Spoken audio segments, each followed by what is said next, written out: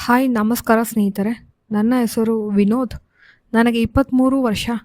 ನಾನು ಡ್ಯಾನ್ಸ್ ಕಲಿಯೋಕೆ ಅಂತ ಒಂದು ಡ್ಯಾನ್ಸ್ ಕ್ಲಾಸ್ಗೆ ಸೇರಿದೆ. ನನಗೆ ಚಿಕ್ಕ ವಯಸ್ಸಿನಿಂದಲೂ ಡ್ಯಾನ್ಸ್ ಅಂದರೆ ತುಂಬ ಇಷ್ಟ. ಆದರೆ ಕಲಿಯೋಕೆ ಅವಕಾಶ ಸಿಗಲಿಲ್ಲ. ಇವಾಗ ಕಲಿಯೋಣ ಅಂತ ಚಿತ್ರದುರ್ಗದಲ್ಲಿರುವ ಪ್ರಸಿದ್ಧ ಡ್ಯಾನ್ಸ್ ಸ್ಕೂಲಿಗೆ ಸೇರಿದೆ. ಅಲ್ಲಿ ವಿಧವಾದ ಡ್ಯಾನ್ಸನ್ನು ಹೇಳಿಕೊಡುತ್ತಾರೆ. ನನಗೆ ಯಾವುದನ್ನು ತೆಗೆದುಕೊಳ್ಳಬೇಕು ಎಂದು ಗೊತ್ತಾಗ್ತಾನೇ ಇರಲಿಲ್ಲ. ನಾನು ಅಲ್ಲಿರುವ ಒಬ್ಬ ಟೀಚರ್ಸನ್ನು ಕೇಳಿದೆ. ಅಲ್ಲಿ ಪ್ರಸ್ತುತವಾಗಿರೋದು ರುಕ್ಮಿಣಿ ಮೇಡಮ್. ಅವರನ್ನು ನಾಟ್ಯ ಶಾರದೆ ಎಂದು ಕರೆಯುತ್ತಾರೆ. ಅವರು ಡ್ಯಾನ್ಸ್ ಶುರು ಮಾಡಿದರೆ ಕಣ್ಣು ಮಿಟುಕಿಸುವುದು ಕಷ್ಟ, ಅಷ್ಟು ಚೆನ್ನಾಗಿ ಡ್ಯಾನ್ಸ್ ಮಾಡುತ್ತಾರೆ. ಅವರ ಮುಖ ಕಾಂತಿಯಿಂದ ಹೊಳೆಯುತ್ತದೆ. ಅವರನ್ನು ಮೊದಲು ನೋಟದಲ್ಲೇ ನಾನು ಇಷ್ಟಪಟ್ಟೆ. ಅದಕ್ಕಿಂತ ಹೆಚ್ಚಾಗಿ ನಾನು ಅವರ ನಾಟ್ಯವನ್ನು ಇಷ್ಟಪಟ್ಟೆ. ನಾನು ಅವರ ಹತ್ರನೇ ಕಲಿಬೇಕು ಅಂತ ಹೇಳಿ ಅವರ ಜೊತೆ ಮಾತನಾಡಲು ಪ್ರಯತ್ನಿಸಿದೆ. ಅವರ ಹತ್ರ ಕೇಳಿದೆ, ನನಗೆ ಯಾವುದು ಸೂಟಬಲ್ ಆಗುತ್ತೆ, ಯಾವ ಡ್ಯಾನ್ಸ್ ಫಾರ್ಮ್ ತಗೊಳ್ಳಿ ಎಂದು. ಅವರು ನೀವು 1 ವಾರ ಡ್ಯಾನ್ಸ್ ಮಾಡಲು ಪ್ರಯತ್ನಿಸಿ ಆಮೇಲೆ ನಿರ್ಧಾರ ಮಾಡಿ ಎಂದು ನನಗೆ ಸಲಹೆ ನೀಡಿದರು. ನನಗೆ ಅವರ ಸಲಹೆ ಇಷ್ಟ ಆಯಿತು. ಅಂತೂ ನನ್ನ ಡ್ಯಾನ್ಸ್ ಪಯಣ ಶುರುವಾಯಿತು. ಎಷ್ಟು ದಿನಗಳ ಕನಸು ಇಂದು ಈಡೇರಿದೆ. ಮೊದಲ ದಿನ ಭಯದಿಂದ ನಾನು ಡ್ಯಾನ್ಸ್ ಕ್ಲಾಸ್ಗೆ ಹೋದೆ. ಅಲ್ಲಿ ತುಂಬ ಜನ ಹುಡುಗ ಹುಡುಗಿಯರು ಬಂದಿದ್ದರು. ನಾನು ಮೊದಲಿನಿಂದಲೂ ಯಾರನ್ನೂ ಅಷ್ಟು ಸೇರುವುದಿಲ್ಲ. ನಾನಾಯಿತು, ನನ್ನ ಪಾಡಾಯಿತು, ನನ್ನ ಕೆಲಸ ಆಯಿತು ಎಂದು ಸುಮ್ಮನಿರುತ್ತಿದ್ದೆ. ರುಕ್ಮಿಣಿ ಮೇಡಮ್ ಯೆಲ್ಲೋ ಕಲರ್ ಚೂಡಿದಾರನ್ನು ಧರಿಸಿದರು. ಕೆಂಪು ವೇಲನ್ನು ಸೊಂಟಕ್ಕೆ ಕಟ್ಟಿಕೊಂಡು ಯಾರಿಗೋ ಕೆಲವು ಸ್ಟೆಪ್ಸನ್ನು ಹೇಳಿಕೊಡುತ್ತಿದ್ದರು. ವಿನೋದ್ ಬಂದೆಯಾ, ಬಾ, ಇವತ್ತು ನಾನು ನಿನಗೆ ಕೆಲವು ಸ್ಟೆಪ್ಸನ್ನು ಹೇಳಿಕೊಡುತ್ತೇನೆ. ಅದನ್ನು ಹೇಗೆ ಕಲಿಯುತ್ತಿದ್ದೀಯಾ ನೋಡೋಣ. ಅವರು ಡ್ಯಾನ್ಸ್ ಮಾಡಿ ತೋರಿಸಿದರು. ಅವರು ಮಾಡಿದ್ದನ್ನು ನೋಡಿ ಇದೇನು ಮಹಾ ಎಂದು ಅಂದುಕೊಂಡೆ. ಆದರೆ ನಾನು ಮಾಡಲು ಹೋದಾಗ ಕೈ ಕಾಲು ಎರಡು ಬರಲೇ ಇಲ್ಲ. ಇಷ್ಟು ಕಷ್ಟವಿದೆ ಎಂದು ನನಗೆ ಆವಾಗಲೇ ಗೊತ್ತಾಗಿತ್ತು. ನಾನು ಮಾಡಲು ಪ್ರಯತ್ನಿಸುತ್ತಿದ್ದೆ. ಅವರು ಇನ್ನೂ ಮಾಡು, ನಿನ್ನ ಪ್ರಾಕ್ಟೀಸ್ ಮಾಡು, ಚೆನ್ನಾಗಿ, ತೊಂದರೆ ಇಲ್ಲ, ನಿಧಾನಕ್ಕೆ ಮಾಡು ಎಂದು ಹೇಳುತ್ತಿದ್ದರು. ಅವರು ನನಗೆ ಹೇಳಿಕೊಟ್ಟು ಬೇರೆಯವರಿಗೆ ಹೇಳಿಕೊಡಲು ಹೋದರು. ಅದೇ ಕ್ಲಾಸ್ನಲ್ಲಿ ಕೆಲವು ಹುಡುಗರು ಬೇಕಂತಲೇ ತಪ್ಪನ್ನು ಮಾಡಿ ರುಕ್ಮಿಣಿ ಮೇಡಮ್ ಹೇಳಿಕೊಡಲೆಂದು ಮಾಡುತ್ತಿದ್ದರು. ನಾನು ಅದನ್ನು ಗಮನಿಸಿದೆ. ನನಗೆ ಆವಾಗ ಆ ಹುಡುಗರ ಮೇಲೆ ಕೋಪ ಬರುತ್ತಿತ್ತು. ನಾನು ಅದಕ್ಕೆ ರುಕ್ಮಿಣಿ ಮೇಡಮ್ ನನ್ನಿಂದ ದೂರ ಹೋಗಬಾರದೆಂದು ಬೇಕಂತಲೇ ತಪ್ಪು ಮಾಡುತ್ತಿದ್ದೆ. ಅವರು ನನ್ನನ್ನು ಅವತ್ತಿನ ದಿನ ಬಿಟ್ಟು ಹೋಗಲೇ ಇಲ್ಲ. ಸರಿ, ಇವತ್ತಿಗೆ ಸಾಕು, ನಾಳೆ ಬಾ ಎಂದು ಹೇಳಿ ಕಳಿಸಿದರು. ನಾನು ಅವರ ಫೋನ್ ನಂಬರನ್ನು ಸ್ಕೂಲ್ನಿಂದ ಪಡೆದೆ. ರಾತ್ರಿ ಅವರಿಗೆ ಗುಡ್ ನೈಟ್ ಎಂದು ಮೆಸೇಜ್ ಮಾಡಿದೆ. ಅವರೂ ವಾಪಸ್ ಗುಡ್ ನೈಟ್ ಎಂದು ಮೆಸೇಜ್ ಮಾಡಿದರು. ನಾನು ನೆಮ್ಮದಿಯಿಂದ ನಿದ್ರೆ ಮಾಡಿದೆ. ನಮ್ಮ ಮಾತು ಫೋನ್ನಲ್ಲಿ ಶುರು ಆಯಿತು.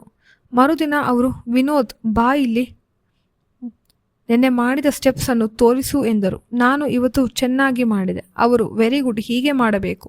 ನೀನು ಒಳ್ಳೆ ಡ್ಯಾನ್ಸರ್ ಆಗ್ತೀಯಾ, ನಿನಗೆ ಡ್ಯಾನ್ಸ್ ಮಾಡುವುದು ಸಾಧ್ಯವಿದೆ. ಇವತ್ತು ನಿನಗೆ ಬೇರೆಯದು ಹೇಳಿಕೊಡುತ್ತೇನೆ, ಗಮನವಿಟ್ಟು ನೋಡು ಎಂದು ತುಂಬ ವೇಗವಾಗಿ ಸ್ಟೆಪ್ಸ್ ಮಾಡಿದರು. ನನಗೇನು ಅರ್ಥವೇ ಆಗಲಿಲ್ಲ. ನೀವು ಎಷ್ಟು ಲೀಲಾಜಾಲವಾಗಿ ಮಾಡುತ್ತೀರಾ, ನನಗೆ ಅದು ಬರೋದೇ ಇಲ್ಲವಲ್ಲ. ನಾನು ಬಹಳ ವರ್ಷಗಳಿಂದ ಮಾಡ್ತಿದ್ದೀನಿ, ಆದರೆ ನೀನು ಇವಾಗ ಕಲಿಯುತ್ತಾ ಇದ್ದೀಯ. ಅವರು ನನ್ನ ಕೈಯನ್ನು ಹಿಡಿದು ಹೀಗೆ ಕೈಯನ್ನು ಮೇಲಕ್ಕೆ ಎತ್ತಬೇಕು ಎಂದು ತೋರಿಸಿಕೊಟ್ಟರು. ನನಗೆ ಅವರ ಸ್ಪರ್ಶ ಕರೆಂಟ್ ಹೊಡೆದಂತೆ ಆಯಿತು. ನನಗೆ ಅವತ್ತಿನಿಂದ ಅವರು ಹತ್ತಿರ ಬಂದರೆ ಡ್ಯಾನ್ಸ್ ಮಾಡುವುದಕ್ಕೆ ಸಾಧ್ಯವೇ ಆಗ್ತಿರಲಿಲ್ಲ. ಒಂದು ರೀತಿ ಭಯ, ಜೋರಾಗಿ ಎದೆ ಹೊಡ್ಕೊಳ್ಳೋಕೆ ಶುರು ಆಗ್ತಿತ್ತು. ಭಯದಿಂದ ತುಂಬ ಬೆವರುತ್ತಿದ್ದೆ. ಆದರೆ ರುಕ್ಮಿಣಿ ಮೇಡಮ್ ನಾನು ಸುಸ್ತಾಗಿದ್ದೇನೆ ಅಂತ ಅಂದ್ಕೊಂಡು ಸ್ವಲ್ಪ ನೀರು ಕುಡಿ. ನನಗೆ ಏನು ಹೇಳಲಾಗದೆ ಅವರು ಕೊಟ್ಟಿದ್ದ ನೀರನ್ನು ಕುಡಿದು ಸುಮ್ಮನಾದೆ. ನನಗೆ ಜ್ವರವೇ ಬಂದಂತೆ ಆಯಿತು. ಮಾರನೇ ದಿನ ನಾನು ಡ್ಯಾನ್ಸ್ ಕ್ಲಾಸ್ಗೆ ಹೋಗಲಿಲ್ಲ. ನಾನು 3 ದಿನ ಡ್ಯಾನ್ಸ್ ಕ್ಲಾಸ್ಗೆ ಹೋಗಲಿಲ್ಲ. ನಂತರ ಡ್ಯಾನ್ಸ್ ಕ್ಲಾಸ್ಗೆ ಹೋದೆ. ಆದರೆ ಅವತ್ತು ತುಂಬ ಜನ ಯಾರೂ ಇರಲಿಲ್ಲ. ನಾನು ರುಕ್ಮಿಣಿ ಮೇಡಮ್ ಮಾತ್ರ ಇದ್ದೆವು. ಯಾಕೆ ಬರಲಿಲ್ಲ ವಿನೋದ್ ನೀನು ಎಂದು ವಿಚಾರಿಸಿದರು. ನನಗೆ ಜ್ವರವಿತ್ತು, ಅದಕ್ಕೆ ಎಂದೆ. ಯಾಕೆ ಜ್ವರ ಬಂತು ಎಂದರೆ, ನಿಮ್ಮಿಂದಲೇ ಜ್ವರ ಬಂದಿದ್ದು ನನಗೆ. ನಾನೇನು ಮಾಡಿದೆ, ಯಾಕೆ ನಾನು ತುಂಬ ಕಷ್ಟ ಕೊಟ್ಟಿದ್ದು ಹೇಳಿ ಪಡ್ತಾ ಇದ್ದೀನಿ ನಿನಗೆ. ನೀವು ಕಷ್ಟವನ್ನು ನೀಡುತ್ತಿದ್ದೀರ, ಆದರೆ ಡ್ಯಾನ್ಸ್ನಿಂದ ಅಲ್ಲ. ನೀವು ನನ್ನ ಹತ್ತಿರ ಸುಳಿದರೆ ನನಗೆ ಕಷ್ಟವಾಗುತ್ತದೆ. ರುಕ್ಮಿಣಿ ಮೇಡಮ್, ನಾನು ನಿಮ್ಮನ್ನು ಪ್ರೀತಿಸುತ್ತಿದ್ದೇನೆ. ನನಗೆ ಮುಚ್ಚಿಟ್ಟುಕೊಳ್ಳುವ ಅಭ್ಯಾಸವಿಲ್ಲ. ಅದಕ್ಕೆ ನಿಮಗೆ ಹೇಳುತ್ತಿದ್ದೇನೆ. ನೀವು ಒಪ್ಪಿದರೆ ನಾನು ನಿಮ್ಮನ್ನು ಮದುವೆಯಾಗುತ್ತೇನೆ. ನೋಡು ವಿನೋದ್, ನಿನಗೆ ನನ್ನ ಬಗ್ಗೆ ಏನೂ ಗೊತ್ತಿಲ್ಲ, ನನಗೂ ನಿನ್ನ ಬಗ್ಗೆ ಏನೂ ಗೊತ್ತಿಲ್ಲ. ನಾವು ಹೇಗೆ ಮದುವೆ ಆಗೋಕೆ ಆಗುತ್ತೆ? ನೀವು ಹೇಳಿದ್ದು ನಿಜ, ಆದರೆ ನಮ್ಮನ್ನು ನಾವು ಅರ್ಥ ಮಾಡಿಕೊಳ್ಳೋಣ. ಕೆಲವು ದಿನಗಳನ್ನು ಆಮೇಲೆ ಒಪ್ಪಿಗೆ ಆದರೆ ಮದುವೆಯಾಗಬಹುದು. ನಾನು ಹೇಳಿದ ಮಾತು ರುಕ್ಮಿಣಿ ಮೇಡಮ್ಗೆ ಇಷ್ಟ ಆಯಿತು ಅಂತ ಅನಿಸುತ್ತೆ. ಆಯಿತು ಸರಿ, ಹಾಗೇ ಮಾಡೋಣ ಅಂತ ಹೇಳಿದರು. ನನಗೂ ನಿಮ್ಮನ್ನು ನೋಡಿದರೆ ಒಳ್ಳೆ ಅಭಿಪ್ರಾಯವಿದೆ. ನಮ್ಮ ಪ್ರೀತಿಯ ಪಯಣ ಶುರುವಾಯಿತು. ನಾನೇ ಹೆಚ್ಚಾಗಿ ಅವರನ್ನು ಪ್ರೀತಿಸುತ್ತಿದ್ದು. ಅವರು ನನ್ನನ್ನು ಫ್ರೆಂಡ್ ಥರ ಮಾತಾಡಿಸುತ್ತಿದ್ದರು. ಆದರೆ ನನ್ನ ಪ್ರೀತಿಗೆ ಅವರು ಸೋತು ಹೋದರು. ಇವಾಗ ನಾನು ಡ್ಯಾನ್ಸ್ ಮಾಡುವುದು ಸುಲಭವಾಯಿತು. ಕ್ಲಾಸ್ನಲ್ಲಿ ನಮ್ಮಿಬ್ಬರ ಕಾಂಬಿನೇಷನ್ ಚೆನ್ನಾಗಿ ಬರುತ್ತಿತ್ತು. ಎಲ್ಲರಿಗೂ ನಮ್ಮನ್ನು ನೋಡಿದರೆ ಹೊಟ್ಟೆ ಉರಿ. ಜೀವನ ಎಷ್ಟು ಸೊಗಸಾಗಿ ಸಾಗುತ್ತಿದ್ದೆಂದರೆ ಇದೆಲ್ಲ ಕನಸು ಎಂದು ನನಗೆ ಅನಿಸುತ್ತಿತ್ತು. ಆದರೆ ಒಂದು ನತದೃಷ್ಟ ಘಟನೆ ನಮ್ಮ ಜೀವನದಲ್ಲಿ ನಡೆಯಿತು. ಅದು ರುಕ್ಮಿಣಿ ಅವರಿಗೆ ಆಕ್ಸಿಡೆಂಟ್ ಆಗಿ ಕಾಲು ಕಳೆದುಕೊಳ್ಳುವಂತೆ ಆಯಿತು. ನಾಟ್ಯ ಮಾಡೋರಿಗೆ ಕಾಲು ಎಷ್ಟು ಮುಖ್ಯ ಅದೇ ಇಲ್ಲದಂತೆ ಆಯಿತು. ಅವರು ದುಃಖದಿಂದ ಹೇಗೆ ಉಳಿದುಕೊಂಡರು ದೇವರಿಗೆ ಗೊತ್ತು. ರುಕ್ಮಿಣಿ ಅವರು, ವಿನೋದ್, ನಿನ್ನನ್ನು ಮದುವೆ ಆಗಬೇಡ, ನಿನಗೆ ಒಳ್ಳೆ ಹುಡುಗಿ ಸಿಗುತ್ತಾಳೆ ಎಂದು ನನಗೆ ದೂರ ಮಾಡಲು ಪ್ರಯತ್ನಿಸಿದರು. ನಾನು ಅದು ಸಾಧ್ಯವೇ ಇಲ್ಲ. ನೀವು ಹೇಗೆ ಇದ್ದರೂ ನಾನು ನಿಮ್ಮನ್ನು ಪ್ರೀತಿಸುತ್ತಿದ್ದೇನೆ.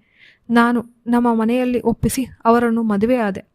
ಅವರು ಡ್ಯಾನ್ಸ್ ಮಾಡಲು ಸಾಧ್ಯವಿಲ್ಲ ಅಂತ ದಿನ ದುಃಖ ಪಡುತ್ತಿದ್ದು ನೋಡಿ ನನಗೆ ಇದಕ್ಕೆ ಏನಾದರೂ ಉಪಾಯ ಮಾಡಬೇಕೆಂದು ಅನಿಸಿ ಡಾಕ್ಟರನ್ನು ಕೇಳಿದೆ.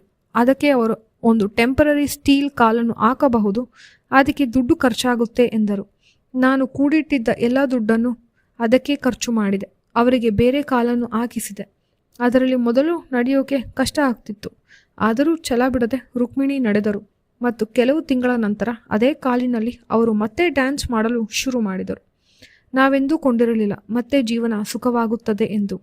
ನಮ್ಮ ಜೀವನದಲ್ಲಿ ಬಂದ ನಮ್ಮ ಕಷ್ಟವನ್ನು ನಾವು ಎದುರಿಸಿ ನಿಂತೆವು. ಅದಕ್ಕೆ ನಾವಿನ್ನೂ ಸುಖವಾಗಿದ್ದೇವೆ.